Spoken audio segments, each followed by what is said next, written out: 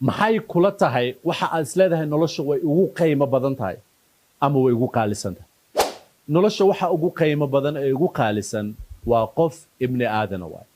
waa qof alla abuuray subxaanahu wa tacaala haddaba qofkaas ibni aadanka alla abuuray intaadan qof kale farta ku taagin adigu soo ma tihi adiga haddaad qiimo isku darta ka war qiimaha aad isku dartay ama dadnimada aad isku dartay haddii aad ku darsato inaad dad kale ku saamayso oo aad yeelato saamayn wanaagsan oo aad taaban karto ama aad tusi karto ama aad u tusaalayn karto dadka kale wanaagga ka war inaad caan noqoto si hore video aan u sameeyey wax badan uma baahna inaad caan noqoto waxaad u baahan tahay inaad isceebayso laakiin inaad qiimo yeelato oo aad noqoto calan babada